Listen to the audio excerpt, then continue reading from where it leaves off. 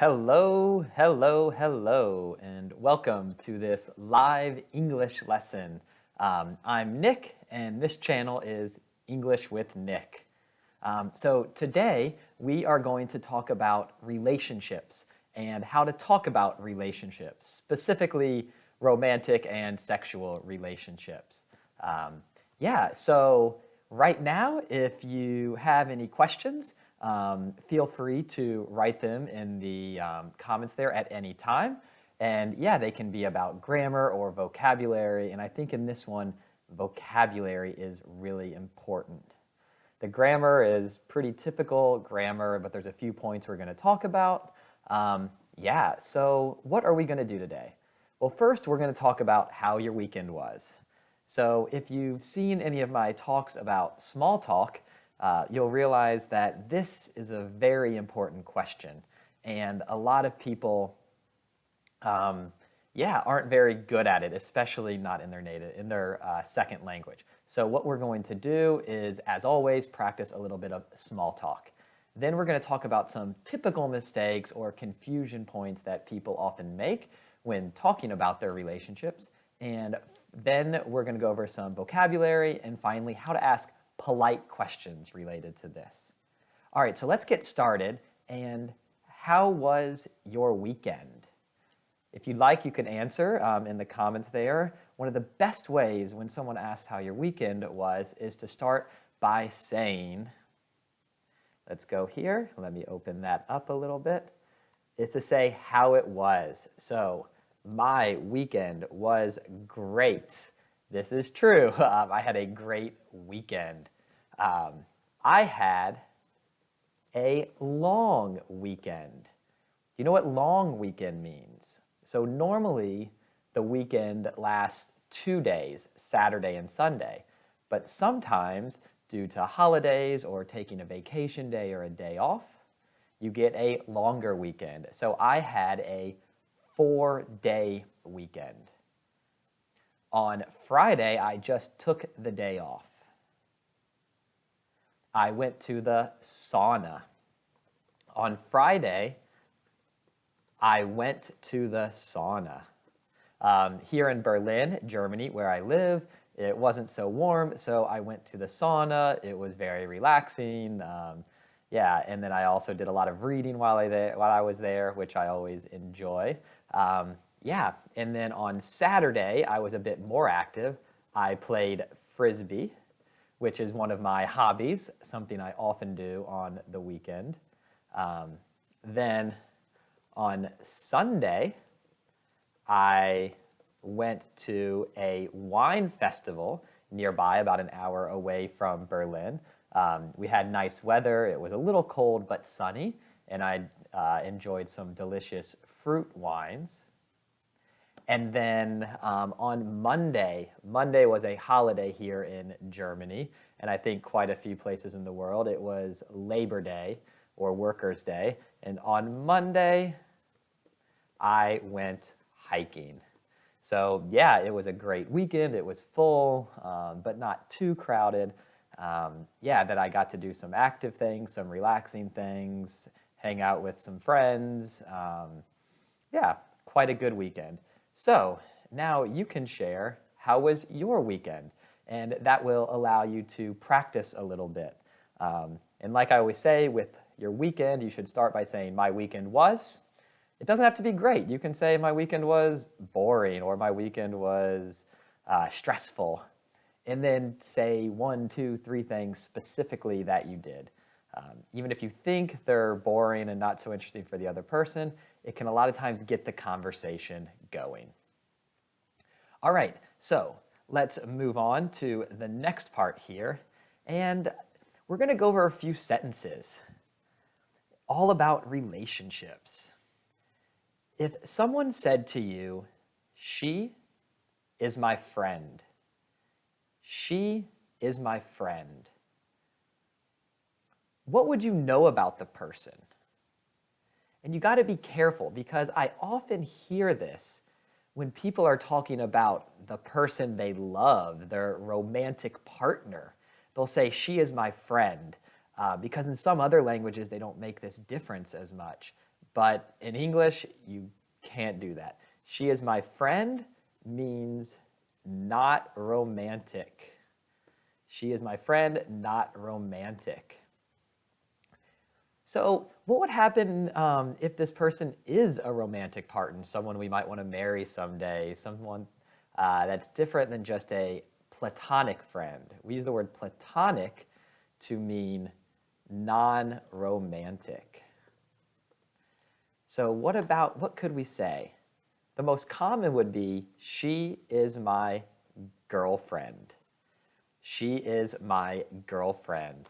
And the opposite, if it was a man, he is my boyfriend. So we have these terms, girlfriend and boyfriend, and they are very different than friend. All right, what other kind of terms can we say? After you get married, you would say, she is my. Do you know the term we use? She is my wife. She is my wife. Or if it's a man, after you get married, he is my husband. He is my husband. And we have another term. In this way, you don't have to specify if it's a man or a woman. You can say he or she or they are my partner. They are my partner. And with partner, it generally implies something serious, something long-term. That you're not just, because girlfriend and boyfriend, that can happen after 2 weeks, 3 weeks, whenever you decide to start using those terms. But with partner, it implies something a little bit more long-term there.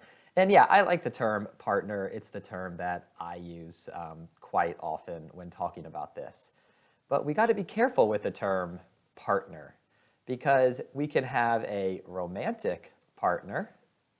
But what other kind of partners do we have? We often have business partners. So someone could be your business partner. Hey, have you met Jenny? She's my business partner. Or she's one of my business partners. We could also talk about it in terms of sports. Some specific ones are often tennis partner, golf partner, or for an activity, dance partner. Oh yeah, have you met Joe? He's my dance partner. Have you met Cindy? She's my golf partner. And I like to play tennis with Gary. He's my tennis partner. All right, so we have those phrases.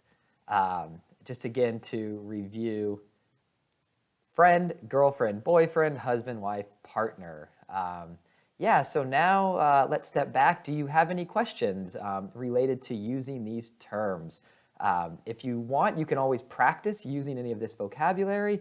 Say something about yourself. And if you're nervous about sharing that personal information, because we are talking about relationships, for some people that's a bit too personal, you can make up a sentence.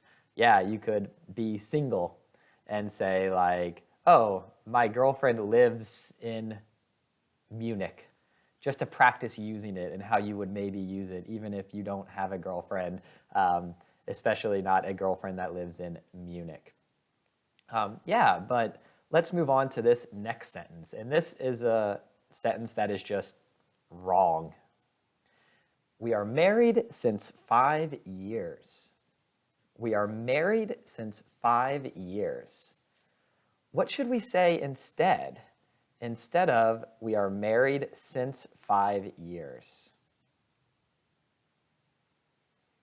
So this is one of the issues that comes up a lot. I hear these kind of mistakes a lot, that people want to use the present tense. Here, this is the simple present tense, but we're talking about the past.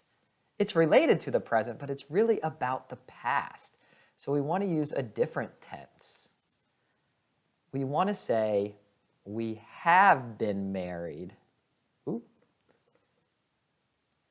And then we want to say, for 5 years. We have been married for 5 years.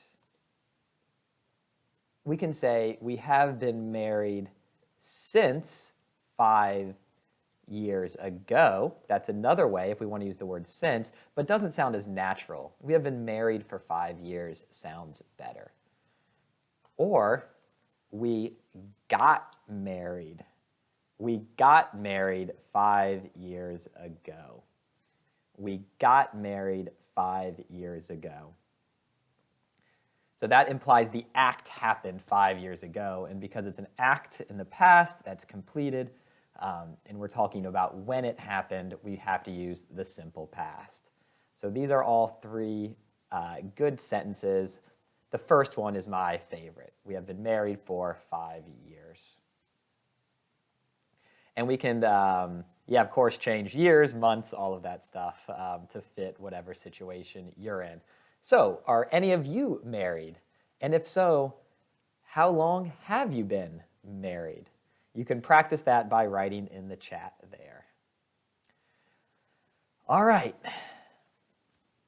We have this sentence that I hear a lot, especially in Germany. It's a typical mistake that a lot of Germans make when speaking English. I was by my boyfriend last night, and they mean something else. So this is actually a correct sentence, but what specifically does it mean? I was by my boyfriend last night. In this case, by, it means next to. So it basically meant like I was close to him in some way, that I wasn't far away from him. Maybe someone said a story that your boyfriend did this and this, and you can answer, no, I was by my boyfriend last night. I didn't see him do any of that. What a lot of times they mean is that they were sleeping at their boyfriend's apartment or house last night. And in this case, we want to say I was at my boyfriend's last night. You can also say my boyfriend's apartment or my boyfriend's house. Those are also correct, but just at my boyfriend's, and we know it means apartment or house depending on what the person has there. It's a very typical mistake, and of course you can do this also for other people. It doesn't have to be your boyfriend. It can also just be a friend's place. But yeah, so for example, you could say, I was at Tim's last night. And that doesn't mean that Tim is your boyfriend. It just means Tim is someone that you know, hopefully. You know, then you're not going to random strangers' houses or apartments.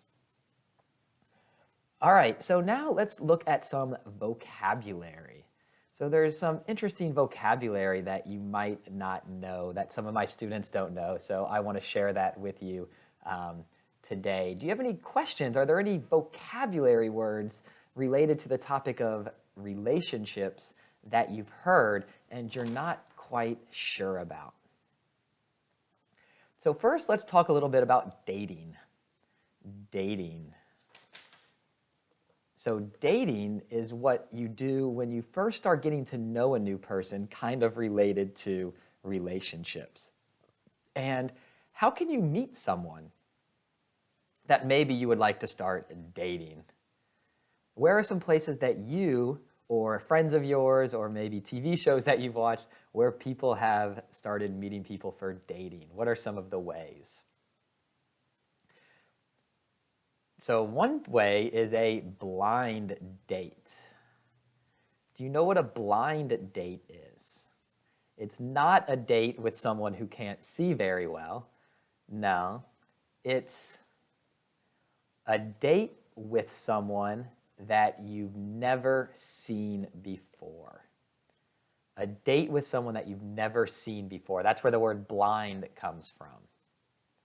And these are not as common, but it would be, for example, if a friend of mine thought that me and another friend of theirs would be a good match and maybe be able to have some fun together and maybe start a relationship, who knows. He would set us up on a blind date. Tim set, let me think of a name. Tim set Julia and I up on a blind date. It was horrible. It was horrible. Yeah, so I have gone on a blind date before about 10 years ago now. It was the mother of a swimmer of mine. I used to be a swim coach, and yeah, she set us up on a blind date. It was nice. We hung out maybe 2 or 3 times, but unfortunately, it didn't go any farther than that. But yeah, we had a nice blind date and a couple other normal dates.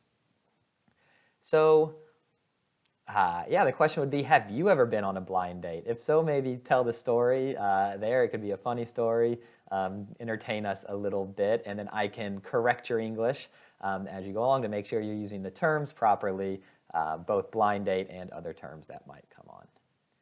We also have online dating. Online dating. So these are where you use websites.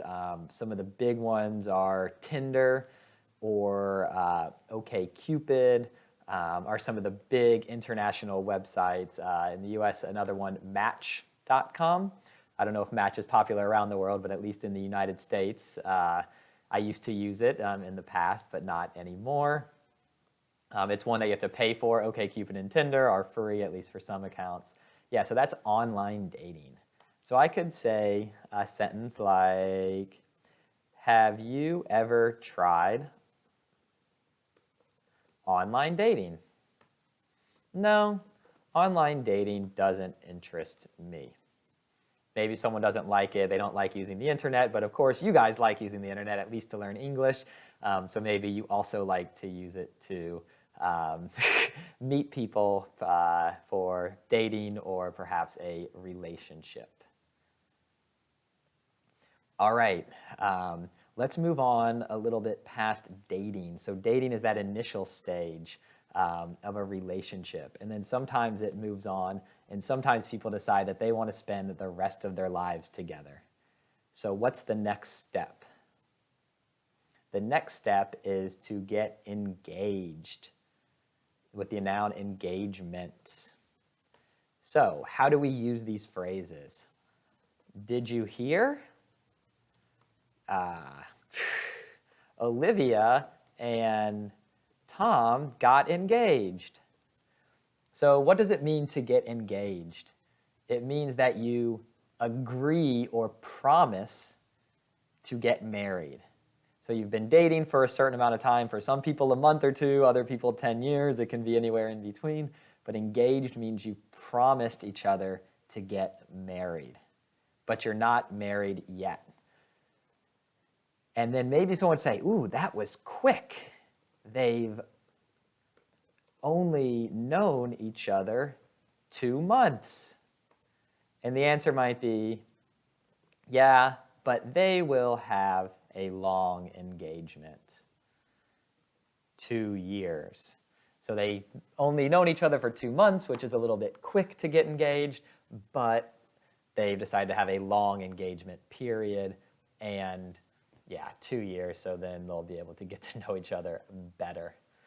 So what about you? If you've been married, how long was your engagement? And how did you get engaged? A lot of times people like to hear about engagement stories. And this is the story how one person asked the other person to marry them.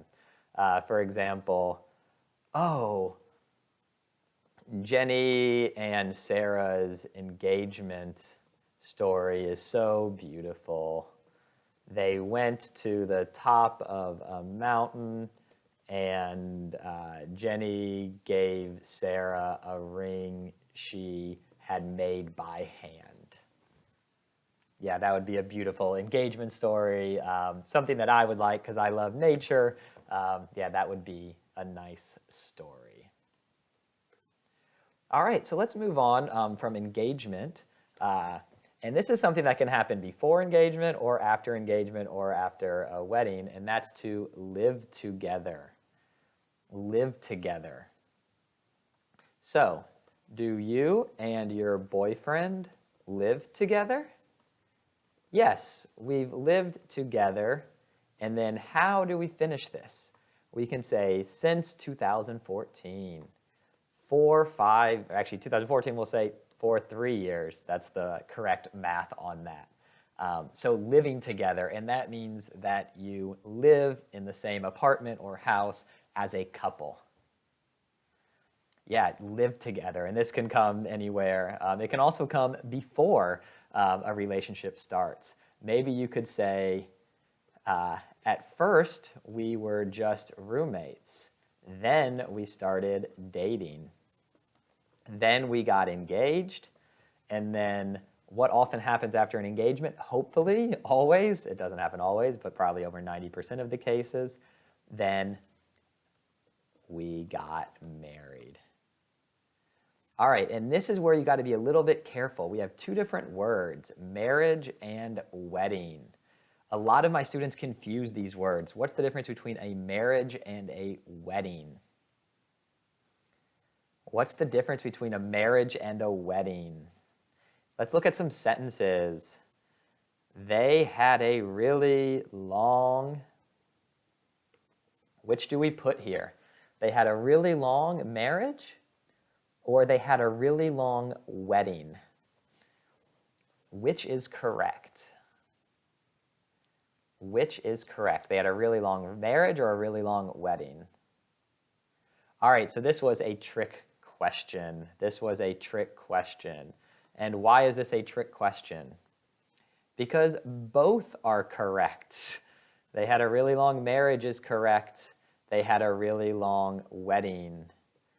But a long marriage, I would say, is more than 30 years.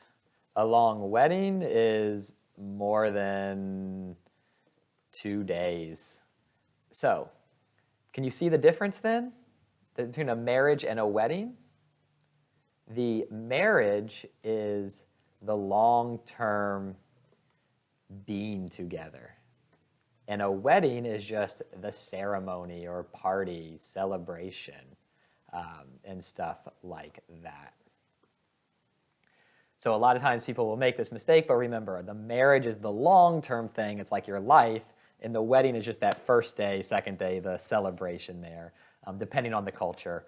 In Germany, for example, people often have two weddings, one civil ceremony where they get married at the courthouse by a government official, and then maybe a religious ceremony where they get married by a priest or minister, depending on the religion that they are. But you only have to have the one, you just have to have the civil ceremony here. In the US, it's usually only one ceremony because you can combine the two. You do it maybe in nature or at a church, and that person is authorized by the government to be the officiant there, the person who actually puts the two together and makes it official. All right, so what happens after marriage and wedding? Well, sometimes people stay together until they die, and maybe one dies first, one dies second, or they die together, which I guess is kind of romantic, but also kind of sad, but because people died. But anyways, so another thing that can happen is divorce. Divorce. And we use the verb and noun form of the same word, divorce. So someone might say, my parents divorced when I was 5. My parents divorced when I was 5. And let's look at this sentence, my parents divorced when I was 5. We didn't say have divorced because we say when it happened, when I was 5. We have to use the simple past, which has been a theme today. It's come up a few times. But remember, when we say when it happened, use the simple past. Or you can say divorce is sad. Divorce is sad. Then you can use it as the noun form. Also, you can say get a divorce. My parents got a divorce when I was 5. So in both of these cases, you can either say divorce or got a divorce there. And what happens when people are divorced? How do you describe the person that you used to be married to? We say ex-husband and ex-wife. Husband for the man, wife for the woman. Ex-husband or ex-wife. And we also use the same thing for breakups. The verb would be, oh, we broke up 5 days ago. Or have you heard? Jenny and Timmy broke up. How sad. And then you could say, Jenny is Timmy's ex. Or Jenny is Timmy's ex-girlfriend. And Timmy is Jenny's ex-boyfriend. So you can just say ex, and that's for husband, wife, girlfriend, boyfriend, just means former person that you were in a relationship with. All right, so now at this point, we've gone over a little bit of vocabulary here. And the thing is, do you have any questions? So feel free to write in the chat any questions that you have.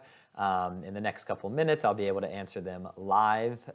And if you have any questions later, you can, after you watch the replay, you can post them in the comments and I will answer them there or in another video. So now about questions though. How do you ask polite questions? Because this is where you have to be careful when you're talking about something so personal as relationships. So let's just say you meet someone and you would like to know their relationship status. How can you ask that in a polite way?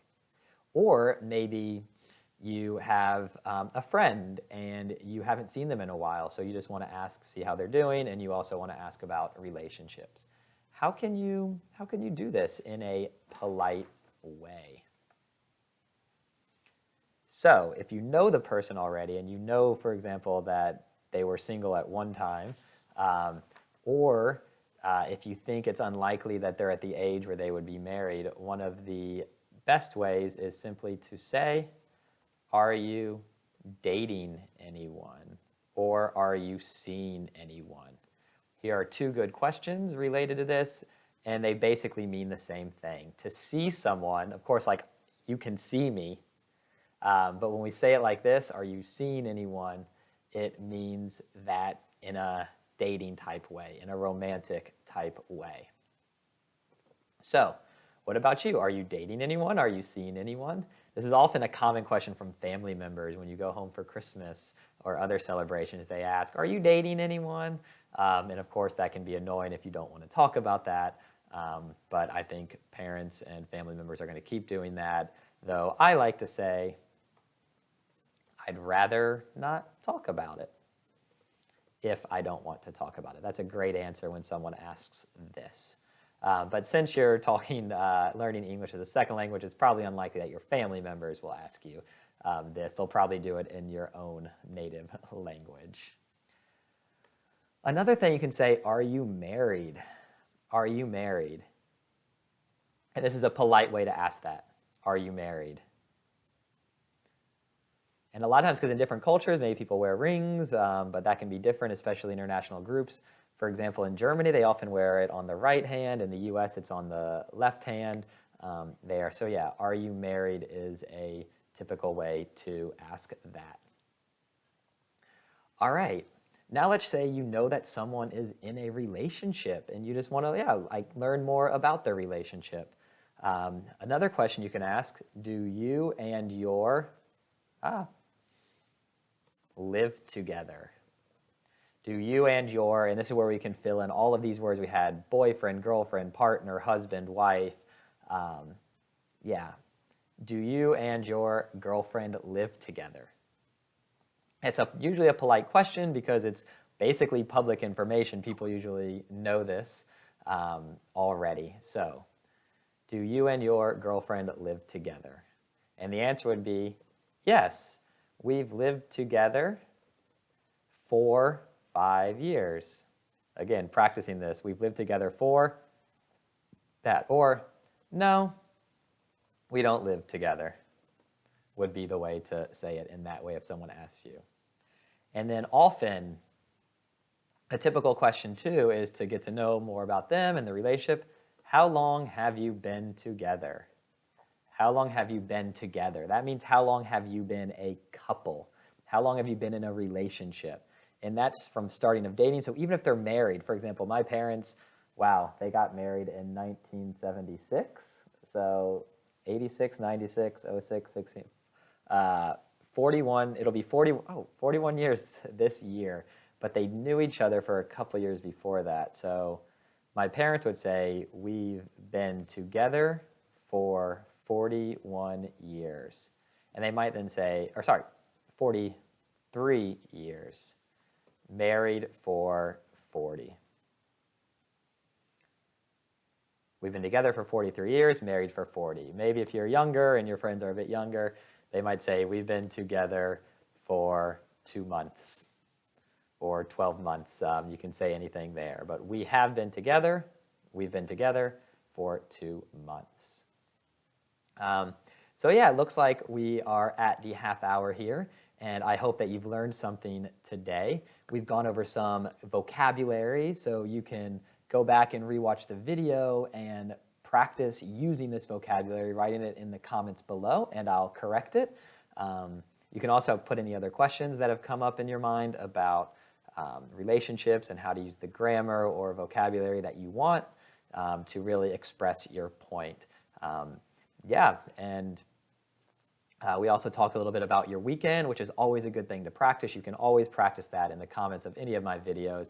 Just say how your weekend was. It's a great way to practice talking in the past tense and to practice your small talk, which is really important in English. So yeah, that's it for now. And yeah, I'd like to thank you for being here, either live or watching the replay. And so you don't miss this, you can click the subscribe button below. And I hope to see you next time. Take care.